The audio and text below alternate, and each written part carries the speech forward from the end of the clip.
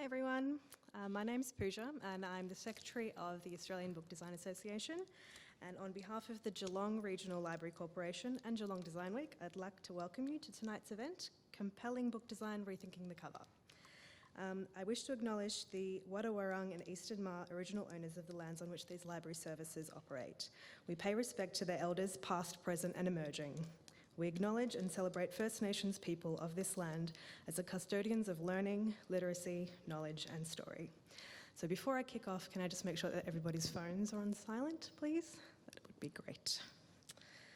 So along with being the Secretary of the Australian Book Design Association, I'm also an award-winning designer and work as the Head of Design at Hardy Grant Children's Publishing. And tonight on the panel we have three very talented guests. So first up on the left we have Vaughan Mossop. He has a background as an in-house designer and design manager for a major publisher in Australia. Vaughan has also worked on over 150 titles and won multiple design awards.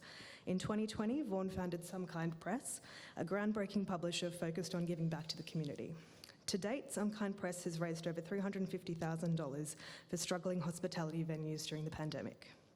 Nick Gadd, who is right here to my left, is an author of fiction and non-fiction. He has written 3 books, the novels Death of a Typographer and Ghost Lines, and his new memoir, Melbourne Circle, Walking Memory and Loss. His interests include typography, physiogeography, and urban wandering, and you can find him at his blog, melbournecircle.net. And last but not least, in the middle, we've got Stephen Banham. Stephen was once described as a typographic evangelist by UK design journal I. He runs Letterbox, a typographic studio which is celebrating their 30 years this year. He's written 18 books on typography and has spoken at many design events all around the world. He is a board member of the International Society of Typography of Designers and has lectured in this space for 30 years. So we've got a designer, a typographer, and an author. It sounds like the start of a joke, and a very talented panel tonight. The thing that ties these 3 people together is their very unconventional approaches to their work. Books have been made for such a long time, and the way the industry works hasn't really changed for a while. And so tonight we're going to delve into how these clever people are breaking this mould and the importance of design in doing so. So with that, I'd love to kick us off by talking to Nick and Stephen about your collaboration on Death of a Typographer. Vaughan, also feel free to chime in if you have any thoughts along the way. So this lovely book on the screen, has won a Best Design Literary Fiction cover and was a joint winner for the very coveted Designer's Choice Cover of the Year in 2020 at the ABDAs. So Nick, for those of us who don't know, do you want to give us a little spiel about what this book is about? Sure, thanks Pooja. So Death of a Typographer is a novel about fonts and typography. It's a mystery novel. It's got elements of a spoof. The interesting the way that this novel developed was out of my friendship with the gentleman on my left. So Stephen and I have known each other for, it must be more than 15 years now, and over the years Stephen has basically taught me not all I know, but certainly a great deal of what I know about typography and fonts. So I'm probably the odd person out in this panel and possibly in this room, and that I'm certainly not an expert on typography or fonts or design. I'm a creative writer, but over the years, talking to Stephen, I learned a little bit about the world of design and fonts, and I thought that the language of it and the kind of characters involved in the world of type would make great material for a novel, and so I did write a novel about typography with a central character who's a typographer and a designer who shares some qualities in common with Mr. Banham, in fact. And so when it came time to design the book, obviously there was only one person we could ask to do that, and so I said to Stephen, look, I've written this book about type and fonts, and I'd really like you to design it. And when Stephen picked himself up off the floor, he was, I think, quite happy to take on that commission. It was a very strange experience to sit down and have a meal with Nick, and then Nick said, by the way, all of these talks that we've had over the past many years, I've been taking notes.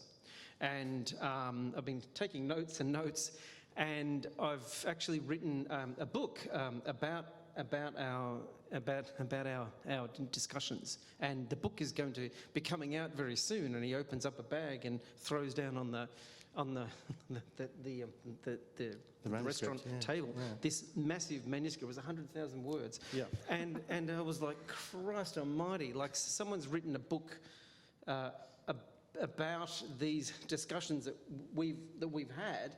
And the main character certainly does share. I mean, his name's Martin Kern for a start, and he has a studio, I think, in Flinders Lane, and he hates Helvetica, and there are quite a lot of Rides a bicycle. and rides a bicycle. Yeah, so it was really weird to be looking at this and going, Jesus, this is a book that he wants me to design, where in effect I'm almost the main character of this book. It's a very, very strange experience. And so that really set up a very unusual design process. Yeah, doesn't get much more personal than that. No, that's right.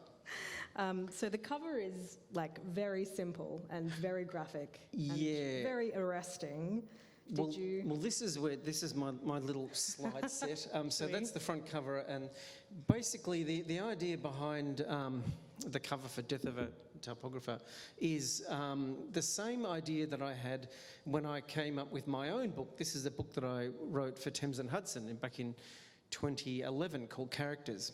And the Characters book was actually always designed not as a book, but actually as an image which was about 16 by 16 pixels. So it was designed to be read at that size, because I knew that hardly anyone goes into bookshops anymore and looks at books. They're constantly scrolling up and down.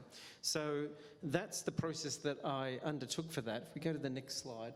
So you'll see these are the little mock-ups that I did for Thames and Hudson. So you can see on the left-hand side, when I was talking about, I had to mock up these kind of reviews to say this thing sings it, on websites. It's designed for websites. So if we go to the next slide. So therefore, next book, Death of a Typographer, employed exactly the same strategy.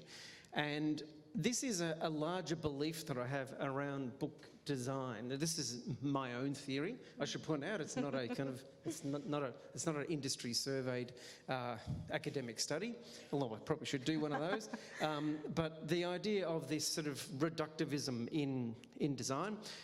Next slide. It's the similar thing that you get in what they call responsive logos. So a responsive logo is a particular brand mark that's been simplified and simplified and simplified and simplified to its absolute core for web usage. So if we go to the next slide after that, you can even see it in Spotify as well. More and more bands are creating not album covers like you would with sort of, bands from the 60s or 70s or 80s, but now that they are becoming, just really simple graphic icons purely for Spotify use, for search use. And I just can't help but think that this is actually a very interesting way of approaching book design. And that's the strategy that I took with Nick's book. Are there any other slides after that? Oh no, that's just a slide of the back. So that's my first book design idea anyway. Yeah. So it's really a marketing-driven, digital-driven kind of... Well, I'd say it's probably user-driven in some ways. It's really kind of trying to get to the absolute kernel of what a book is about in a very simplified way. And I don't actually think that necessarily takes away a lot of things. I think it adds to it. That absolute simplification, I think, is an important process. Yeah. I think that the design that Stephen came up with for this book is absolutely fantastic, but because it's so original, but because it so perfectly captures the mood of the book, the tone of the book, which is, it is a crime novel, and but it's kind of a quirky one. It's an eccentric one, and it is the novel is, it's a comic novel as well in parts. And I've never seen a novel with a cover like this, and it's certainly very much unlike most crime novels. I think there's a certain look that crime novels tend to have. which is they tend to have that very moody kind of photograph, often sort of something in the, a rural area, and with the title in a very sort of the sans serif kind of. There's a certain look which people walk into a bookshop and they see that cover and they know that it's a moody Australian crime novel, and this is not like that. It's a different kind of cover for a different kind of book, which really does capture that mood. So do you think that the audience of the people that you were designing this cover for marry into those kinds of genres that already exist? Because it is something a bit different than usual, right? But it's actually not unique though, because it's a throwback to, say, somebody like Robeck Marber, one of the designers for the classic green. They're called green penguins, and actually in many ways, if you look at penguins from the 60s and so forth, they were kind of doing this graphic reductivism with the exact same process that I'm talking about, and done in such a beautiful way. I sort of feel like, and I certainly hope, that we're getting beyond the kind of illustrative approach where we're overly reliant on mechanical processes. I don't know how many times designer will say, yes, but look at the spot varnish. It's like, great, what frickin' use is a spot varnish when you're looking at a book this size on a website? I think we need to get away from those kind of tactile fixations, which have their place with particular books, but I just think that we've sort of entered a whole other age, and we should take those opportunities. Instead of fighting them, we should really, really run with them. Yeah. Can I say something about the inside of the book as well? Yeah. Because of course, book design is not only about the cover; it's about the whole thing. And one thing that we did with this book is that Stephen has designed chapter titles, each of which has its own page, and I don't know how closely you can see, but each chapter title is in a different font. And the font relates to the story. So, for example, here we have chapter 18 is set in London, and the font that we've used here, London, October 1987, that is, what did we use for that one? That was...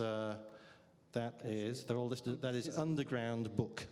Okay, so it's the font that you would find on the London Underground. Edward Johnston. Yeah. And the chapter in which we introduce a kind of 1930s style detective, we've used a 1930s kind of deco style font there, which is, and they're all listed at the back. That is Landmark Dimensional. So what is happening here is Stephen has picked out fonts which relate to the plot. So there's all kinds of beautiful designy kind of jokes / allusions which are actually intimately connected to what's going on in the narrative. So it sounds like you kind of had an idea in your head and then just went for it, and this is what's come out, and it has been successful and beautiful and worked for this cover.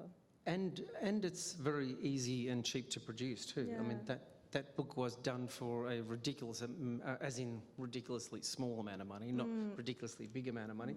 And as a result, we again, were very reductive. So I think that graphic designers tend to love strict parameters, even though they bang on and on and on about restriction this, restriction that. But the sheer reality is that they love being kind of hemmed in. They love being boxed in. They really do. It's some weird kind of psychological schism that designers have.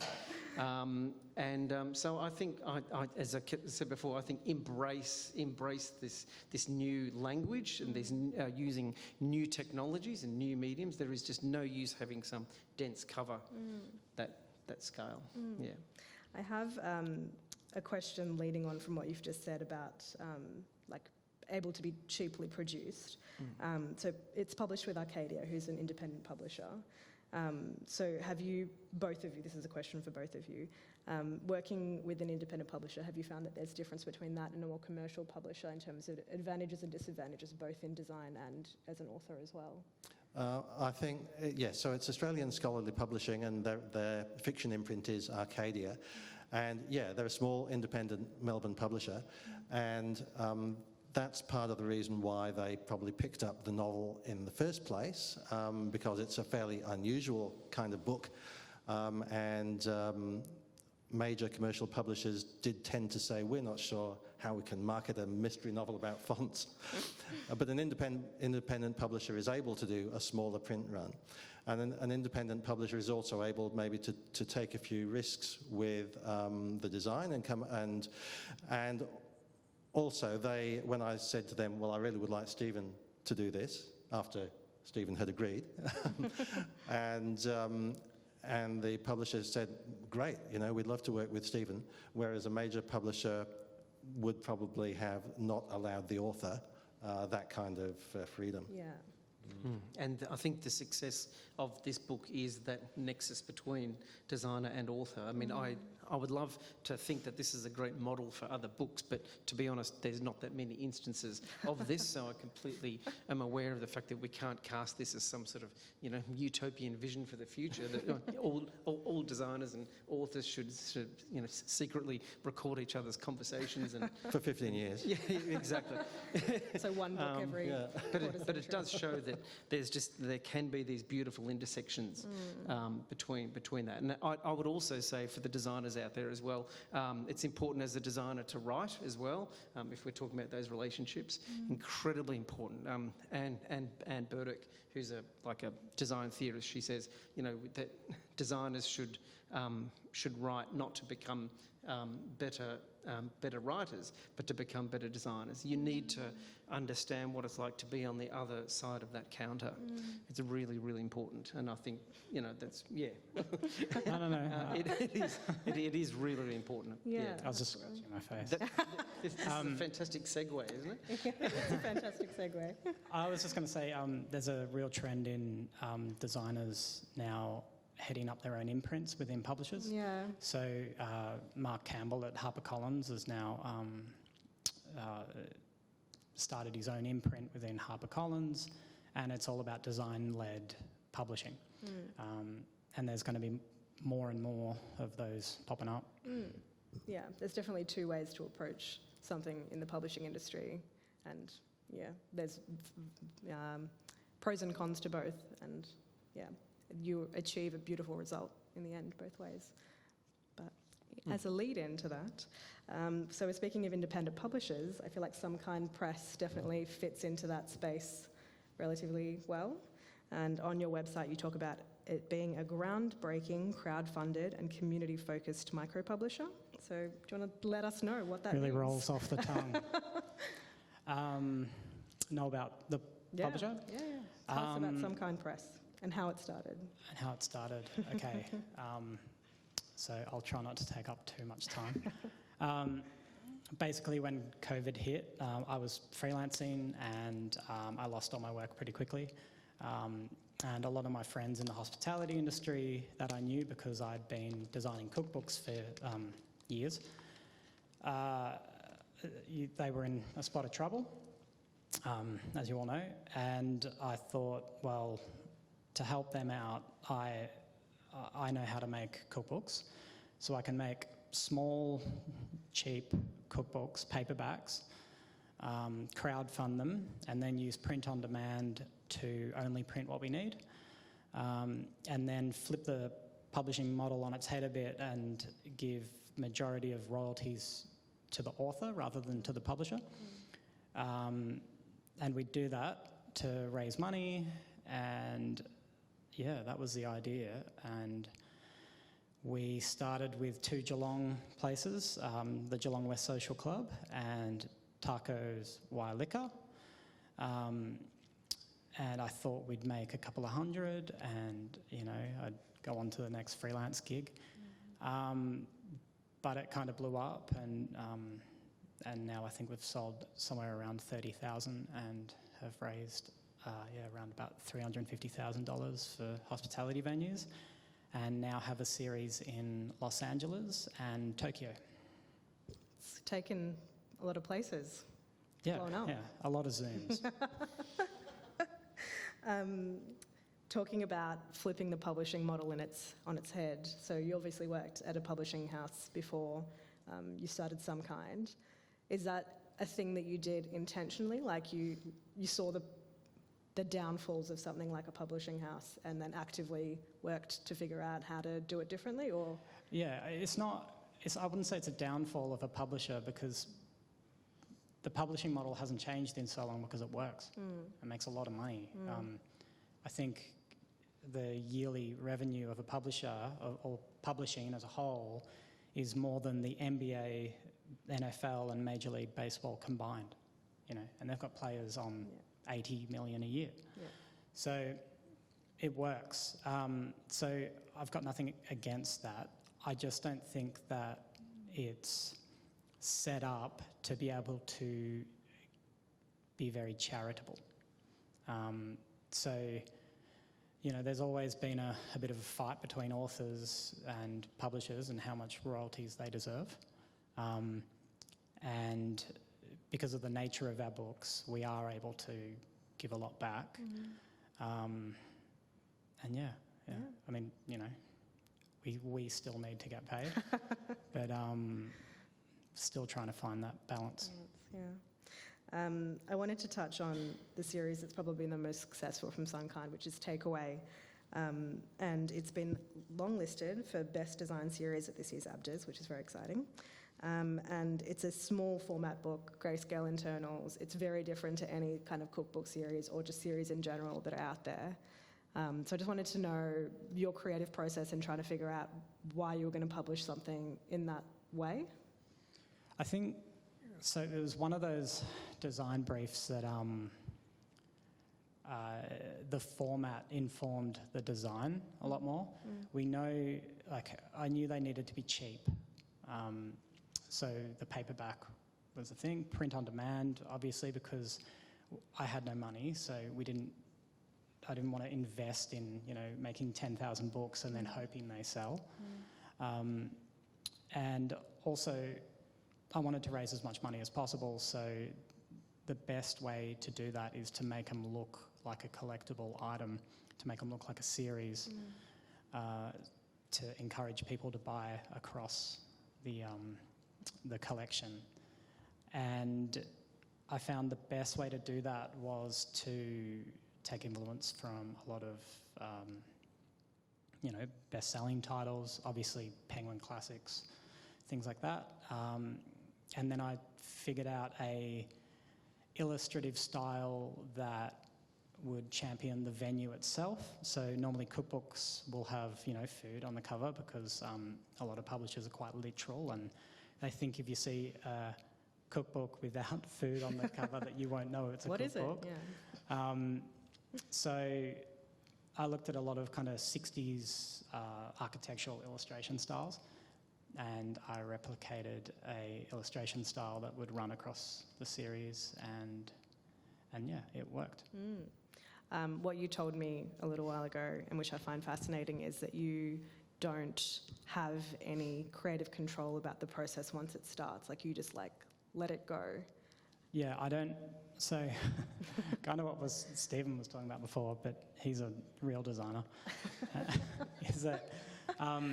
So I've got a designer that I work with called George Sard, who does all of our internals, and when I called him up, because we all work for profit share, so everyone gets a percentage of the profit, including designers and editors, as a way to also raise money for creatives, because during COVID, it wasn't exactly easy on creatives either. But George got on board and he ended up doing a lot of them, and when we had our first conversation, he's like, so what's the brief? And I just said, I don't have one. I was like, dude, just do what you want. And he said, yeah, that never works. But what I had to give up was the fact that if I give someone a brief and I say, do what you want, then I have to accept whatever comes back. And yeah, lucky I did, because he's brilliant, and they all look amazing. And is that the same for authors as well, that process in terms of? Yeah, so, I mean, obviously, we didn't start this with any vision. It just kind of occurred. And what we've become is what I call an author-led publisher. So they write whatever they want, and we work with them, and we have no agenda. So That's great. I also wanted to talk to you about your strategy in terms of keeping this business like afloat and booming during a post-COVID era, which is like not many people want to spend their money. And we had a chat about like your marketing avenues, and I wanted to like talk about that a bit because that was really interesting. yeah, if you've got any ideas. Marketing, yeah, so we obviously didn't have a marketing team. I'm terrible on social media, so is Simon, my business partner. We got Louisa Brimble on board, who is great with all that stuff, but it isn't enough. You need a team. But the best way to market these books, we figured, was just through the venues themselves and to get them on board and willing to push it, because every one of these venues has, 6 to 80,000 followers on Instagram and things like that. So they essentially become our marketing team. Yeah, it's just like super clever. Like, of course, they've got a natural platform for you to just be able to like, for sure, market stuff through. And it was completely accidental, but and I'd like to take credit for it, but it wasn't the case. You can. You're in front of an audience. I'll just believe it, right? Yeah, and the other part of the question was it staying afloat. So we're very much in the first year of a startup. So we have gained a lot of attention in press around the world, which has been amazing and really flattering. And because of the nature of our business model, we're in no debt because there's no investment. Everything's crowdfunded, everything's pre-sale. So we're in good shape. It's going to be interesting over the next couple of years to see what we do. I mean, January to March is hard for any business. And yeah, pretty much any money we're making, we're pouring back into the business. So last week I was bricklaying for a while. So it is what it is. But that's what you do when you got a startup, I guess. Yeah. And you're doing something you love, I guess, as well. Sorry, what was that? You're doing something you love, I guess, at the same time. Not the bricklaying part. I mean, I don't know how much you love. No, the bricklaying's great. I don't have to answer emails.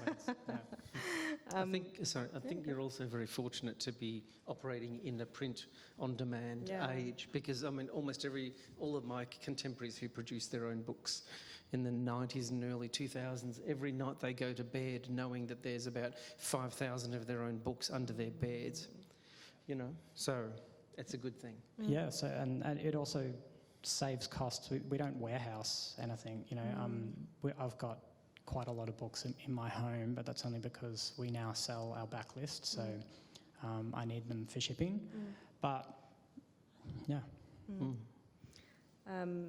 This is a question for all of you, talking about print on demand versus traditional publishing where you store stock in a warehouse.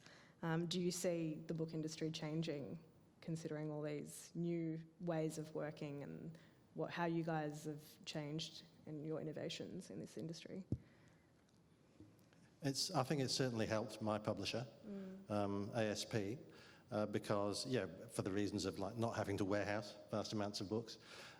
If there is some more demand for a book, then they can really quickly, print another 100 or 200, working in really small numbers, which no kind of big commercial publisher would ever do. So I think it does create opportunities for smaller publishers, and which is good for authors like me who are published by those kind of publishers. I was just going to say, I think there's going to be a huge wave of just independent publications, not just books, but any print matter for that matter. And you do sacrifice quality with print on demand. You can't get the beautiful finishes that you get on the bookshelves, but you know, I think a lot of that's going to change anyway with publishers, with the environment. You know, you can't really put a spot UV on a cover because it does render it unrecyclable. Yeah. Also, the processes that you have to go through for like foil and spot UV are not super environmentally friendly to begin with. Yeah. I think also you only need to look at the extraordinary rise of the art book fair.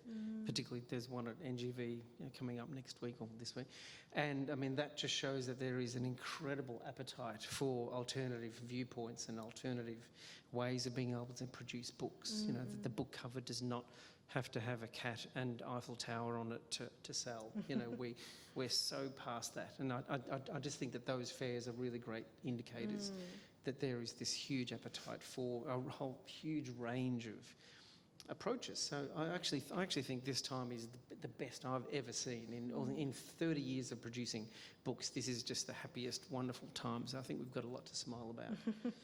And just do it. Like, Yeah. I did it, and I'm not exactly Einstein, but it's like, it's so easy to just find a print on demand. There's Ingram, I know Amazon have ones, Kindle, and they don't cost you hardly anything. And if you can marry it up like I did with crowdfunding and pre-sale, it's like, there's no risk. You may as well just do it. It's for everyone now. Yeah. Just don't do a takeaway series. I also wanted to talk to you guys about this term that we use a lot, like good design. And having a great cover seems to be like the thing that everybody focuses on when we talk about books and publishing industry. And you've all taken really left of field approaches to your world. So how do you guys measure what good design is for you? And is there a difference between good design and successful design? I think there's a difference between design with a purpose and design to look pretty. And it's really hard to get a really beautiful book through a publisher. Because there's just so many opinions. When you design a cover, and most people who have never worked in a publisher don't know this, but your cover sits in the middle of a table with a bunch of people and they're not designers and they tear it to shreds. And that's why you might end up doing, and for any graphic designers in the audience, it's like final V2, final V5, and it just keeps going up. Final. Yeah. And it's because it's they all have different agendas. The publisher wants to publish for a certain reason.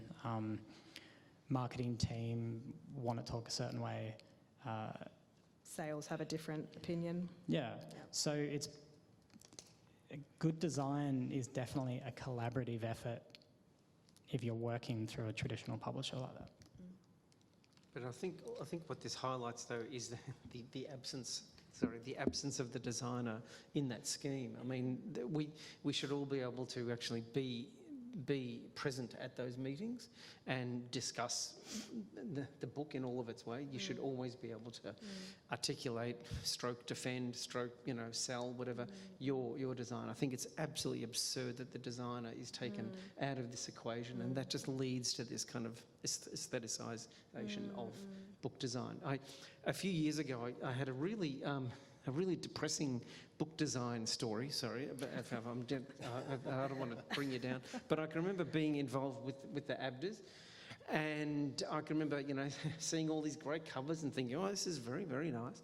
And then about 3 months or 4 months later, I caught a plane down to Hobart, and I was walking around the Hobart bookshop, the one that's hidden around that kind of thing, Salamanca Market, and there was the $1 table out the front. And I had a look, $1, excellent, fantastic, I'll have a look. And every book on that $1 table, it was like a photograph of ABDA awards for that year. Oh, gosh. Almost every single book there had got an ABDA award and yet was selling for $1 because no one had bought it. And then I thought, holy crap, what an incredible disconnect between what the design profession thinks is fantastic and what actually does sell. I actually found it, I don't do a huge amount of book design because there's hardly any money in it, to be honest. But I just looked at that and I thought that was an extraordinary kind of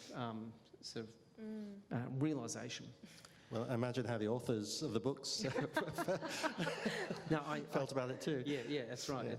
I mean, I think it's every author's nightmare, isn't it, to walk past. In fact, the authors would avert their gaze from bookshops, discount tables, because it really would be a punch in the stomach to see your book going for $1.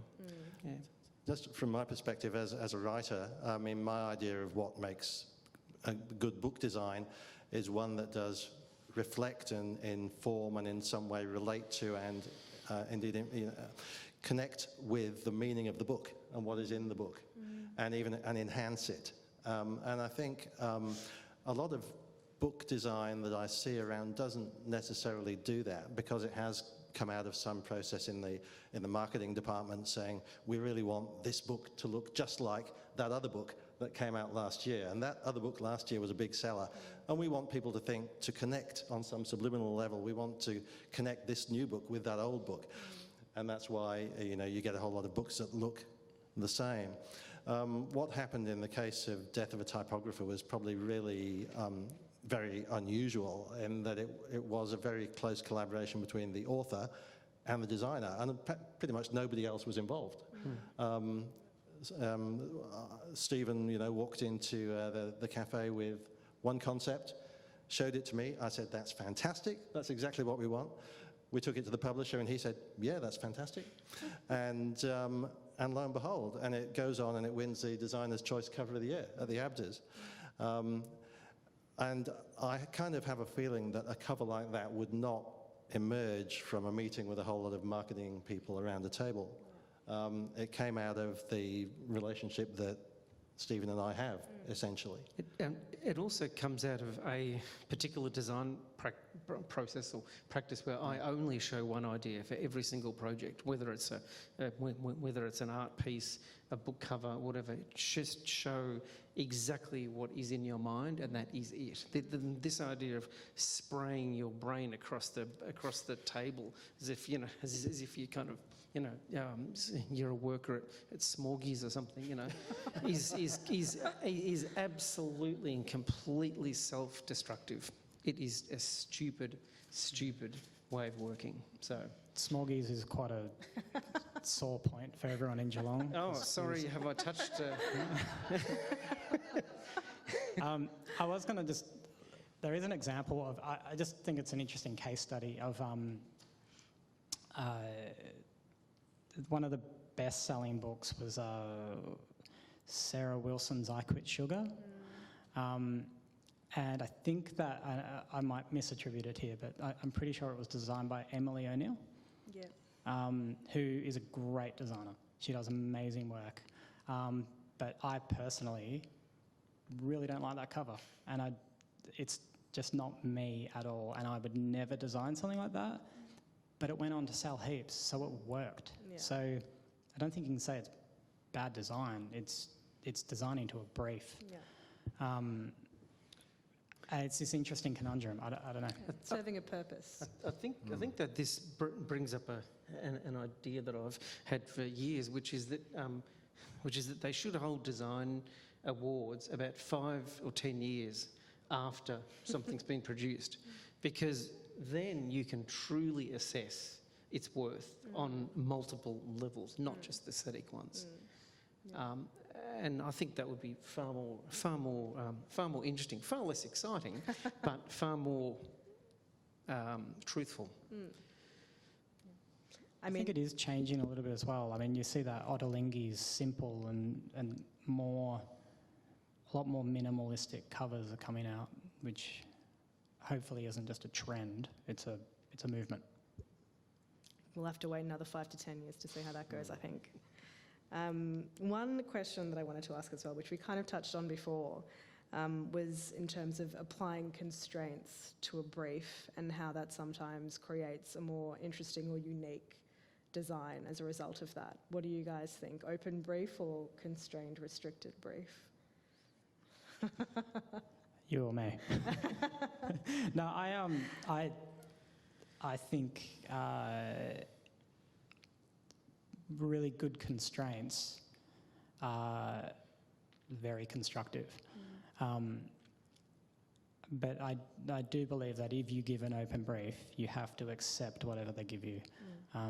When I was design manager at Hardy Grant, my philosophy was there, if you hire a photographer because you like their stuff and you want them to shoot for the book, then give them the job and let them do their thing.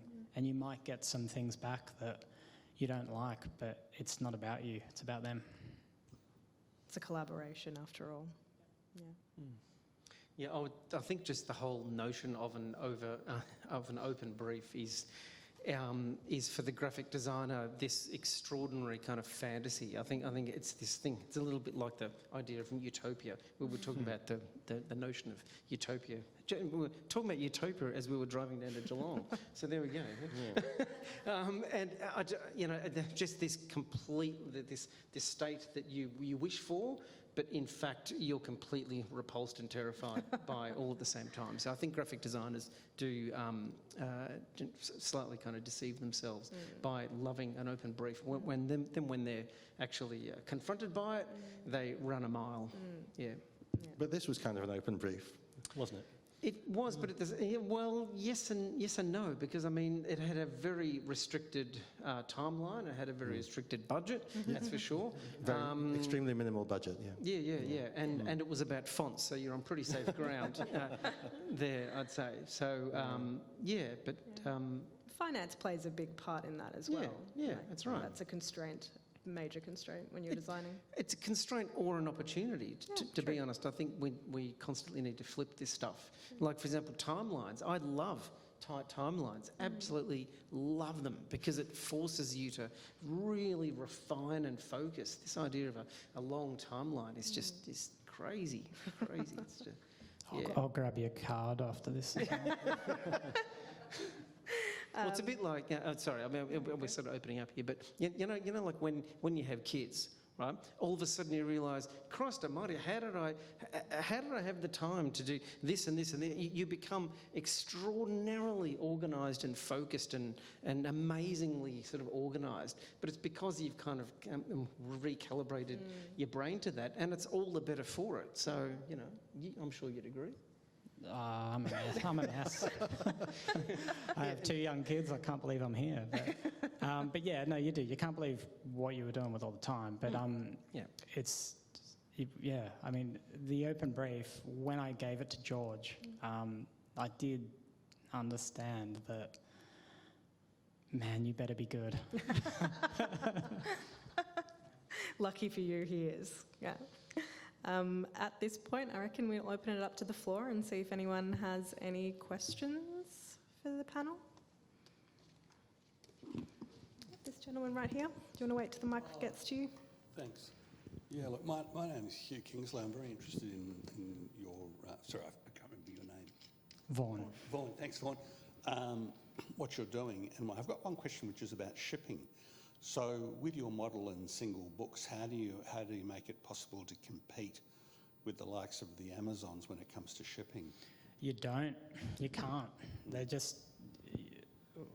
What we encourage is slow buying. So these things go on pre-sale to give money to venues now, and we have quite a long lead time while the books get made.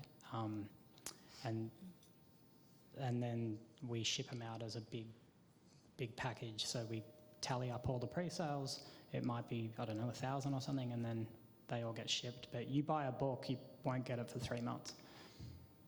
But so you're not shipping out singles, you're shipping out bundles? We are shipping out singles. But we do a very good job, or we try to do a very good job, of communicating that we're not Amazon. And we aren't going to have our books on Amazon for that reason. It's kind of a business strategy as well, because we are direct to consumer, which I don't think really any other publisher is. So we don't really rely on bookshops or anything like that. So yeah, it's about driving traffic to our website. Thank you. Anyone else?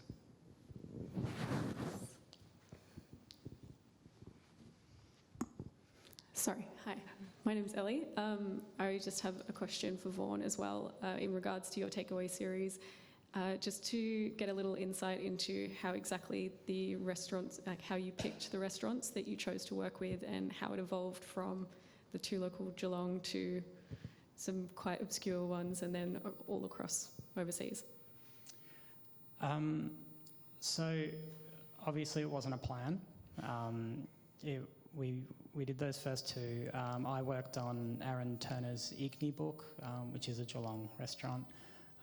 And so we were very lucky to have him as one of our first authors.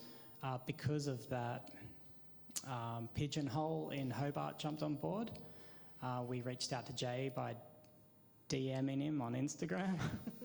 And he said yes, and he has a very big following, but a committed following. And when I say following, I don't mean Instagram followers, because Instagram followers don't actually mean anything, and they don't equate to sales. It's about who's more kind of involved in the community.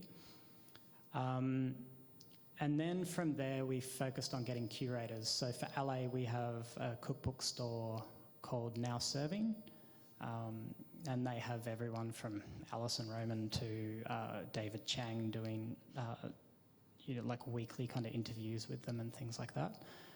And they jumped on board because, it's a good cause and it raises money for venues. And we've done the same to Tokyo. So probably the main point there is it has to be local. So it has to be locally curated, because it wouldn't make sense for me to find a bunch of LA venues, because I'll only find, the top 10. And this way, they're more important to their community and they're more diverse. So.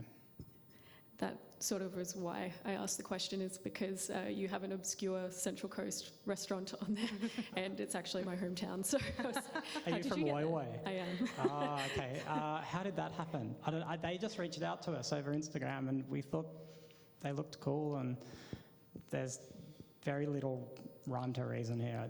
It just happened. Yeah. So it's an institution. So yeah, good. Well done. It does mean a lot to the community. Any other questions? Oh, thanks. Hi, my name's Beck.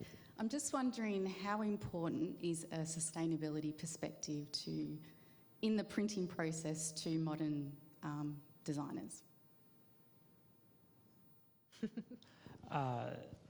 So I think print on demand is a really important piece here, because there is a lot of waste with publisher. And print on demand means you only print what you sell. So there's no waste in that way. And like I said before, I think publishers will start to use finishes less and less, which makes the design more important. So the printing happens in Melbourne, but because, and I don't want to make this a big advertisement for our printer Ingram, but they're also based in America as well. So any book bought over there gets printed and shipped over there. Cool. Any other questions? I'm really curious. I used to work in the production departments of some book publishers, so I'm really keen to understand the difference. We used to argue with the ABDAs, the difference between the production team working out what flocking or spot UV or what have you is on the cover, and why were the designers getting the credit for that when the production team were the ones who came up with it. And I was just wondering, for the designers who've been in the big publishing houses, did you experience any of those sorts of conversations and internal rivalries? I thought you were from production.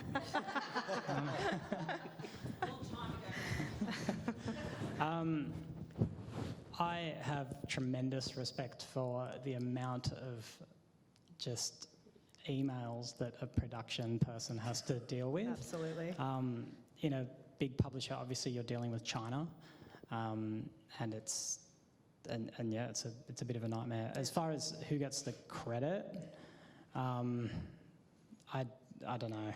I don't have an answer for that, but designers do, and Yeah, I feel like it definitely should be split, but I mean, I've only worked in like one big publishing house, and it's definitely a collaborative effort. There's never like a designer being like, you need to use this and this, treatment. It's always give and take, and it's always, like we were talking about before, it's a big round table, and it's never just a designer, it's never just a production person. There's always like a sales voice involved, a marketing voice involved, a rights voice involved. yeah. So I don't know, I'd never really see a book as being one person's like victory ever. There's actually a slide, I think it's the last one. So that there. So I worked on a book called for Smith and Daughters, a vegan restaurant, and they've got this upside down cross as like their big thing. So I thought it would be really cool to have the pages sprayed black and have it screen printed on there. But I don't know how to get that done. I just said that and someone did it. So, and that someone was the production team. Yeah. Also, the amount of changes that you get requested to do on a daily, weekly, monthly basis in terms of specs is props to you. Any other questions? Yeah. Oh, we're recording, so it'd be nice to have your voice. Hello. Yes, my question is to the author, more on his introduction and fascination with typography. It almost seems serendipitous how it happened, that your relationship with Stephen, and also why there wasn't any dub reggae. And Stephen will know what that's about. Scott knows my love of dub. I think there are a couple of things. One was that I'm fascinated by kind of secret languages and private languages. So when Stephen started talking to me about all these great font names, like, Garamond and Jensen and all the rest of it, even Helvetica, I became fascinated by that. I love the history of it. I love the rich history of typography, some of which I've made free with in the book, and invented some history of my own, and invented a mysterious, elusive Dutch type designer called Peter van Vloekstraten, who roams the world in an attempt to create the world's most perfect font. And so I was also fascinated by the kind of somewhat obsessive characters you can come across in the world of typography, and the way people become completely fascinated by things like the shape of the dot over the letter I, which is something Stephen the told you. tittle. The tittle. Don't dare call it a dot. There's a tittle joke in the book. So it was kind of those two things, and all of those things like secret languages and obsessive characters, they're kind of the gold for an author. Characters. Yeah, characters, and the potential for wordplay. Yes. I mean, there's a lot of font gags in the book. And so there was, you couldn't kind of make some of this stuff up, but I did make some of it up. So that was really it. I mean, I just, as soon as, and it wasn't something that happened immediately. It was kind of over the years I started to think, wow, this stuff that Stephen is telling me is really fascinating. And then I let my imagination kind of run away with me. And yes, and the result was something that, I'm really happy with. And people seem to be enjoying it, even if they're not font experts themselves. And of course, I was doubly happy when Stephen came up with this amazing design, which enhances the novel so beautifully. Thank you. But that's for the reggae dub. Stephen could answer Oh, well, I mean, without boring you too much, but dub is based, of course, on endless variations on a particular thing, and that has parallels with typography. That's why I like it. I love that, languages of repetition and variation. It's just the way my brain is calibrated. Yeah. There is a fictional Dutch prog rock group called I Am a Dolphin in the book. So there is some musical element. Is that taken, that band name? Is that band name taken? Well, not in real life. Any other last questions? No? Awesome. Well, that's it for tonight. And on behalf of ABDA, I'd like to thank every one of our lovely panellists over here, Stephen, Mike, Nick, and Vaughan, thank you very much. I'd also like to take a second to thank Geelong Design Week and Geelong Regional Libraries for hosting us in this very important partnership event.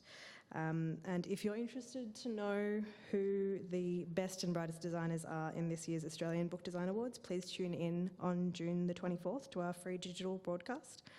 And lastly, I'd like to thank everyone for coming along tonight. Thanks for being a great audience. Thank you.